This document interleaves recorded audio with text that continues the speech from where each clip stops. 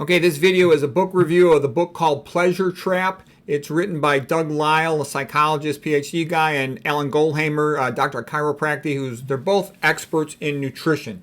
They've been teaching this for over 30 years. I think the two between them probably got about 70 years of experience helping people with nutrition and how to lose weight and be healthier.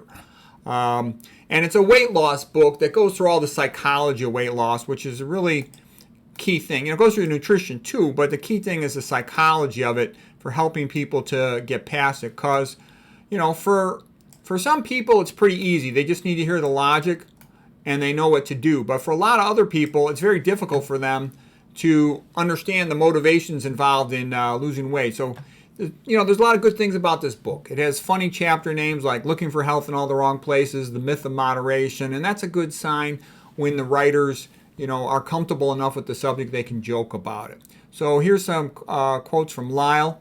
Alan and I were highly motivated, and it was easy to eat a plant-based diet. However, for many people, it's a difficult step. It's rare for people to get out of the pleasure trap. Most people never do. In most Stone Age villages of the past, most people never eat a single nut or a single bean their entire lives.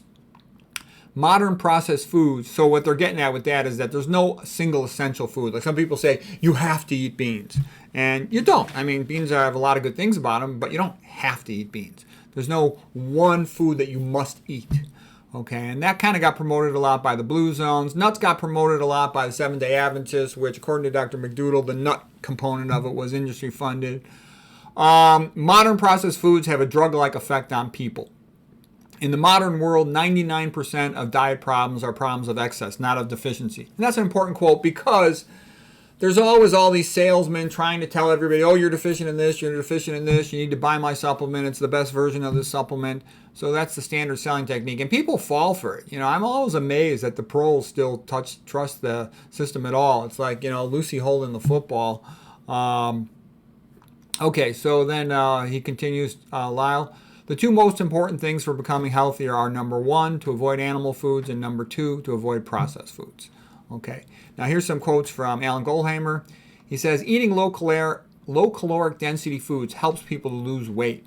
For the vast majority of people, if they eat a diet of low-fat plant foods, they end up with a good body weight. Yeah, because a lot of people try to say, oh, I'm eating the diet and I'm just not losing weight. Usually when you look more closely, they're actually not eating the diet. They mean well, but this happens all the time. I see that all the time in my experience too. People say, I'm eating healthy. Then you hang around them for a day or two, and you see they really don't eat anything close to what they should be eating. All right. Moderation never works for addicts. Some people thought they were following the diet, but when we look carefully at what they were really eating, they weren't. Just because one food is not as bad as another, that doesn't mean it's good. For example, just because olive oil is better than corn oil does not mean that it's a good idea to eat olive oil. The self-motivated people who seek us out do very well. However, if someone comes to us only because their families pressured them and they aren't that motivated, then they don't do as well. We have learned that one of the most important things for getting the top-notch outcomes is that the patient really wants to try the plant-based diet. Okay? Doug Lisle, trying to talk an unmotivated person into the vegan diet or fasting is like a frog march, okay, with their hands behind their back and they don't really want to go forward. So, all right, let me just show you a little bit more about what the pleasure trap is. So, for example, if a person is eating low-fat vegan, they're probably going to be pretty healthy, but very often they're eating processed food. In the processed food, the food companies do a lot of research to make sure that they hit the bliss point, which means the optimal amount of, sugar and salt and frying it and things like manufactured free glutamate, MSG, all that stuff. And the person gets in the habit of eating that every day, and they become habituated to foods that are hyper-palatable with lots of sugar, salt, fried, everything you can name it. And that just becomes average to them. And the problem is that if after eating this heavily processed and flavored stuff, they try to eat normal whole-fat plant foods, it tastes like there's no flavor in it. And they will not eat it, and they'll just consider it repugnant, and it'll be impossible to get them to eat healthy. So one of the things they do at True North is they'll sometimes have these patients do a brief fast. If a patient fasts for a little while, it sort of resets their taste buds and their hunger drive, and then they're much more amenable to eating the low-fat vegan diet. and it tends to go quite well for them. So for a lot of people, that works well. For a highly motivated person, they can just go straight to eating low-fat vegan diet. But most people are not that highly motivated. Most people don't get it.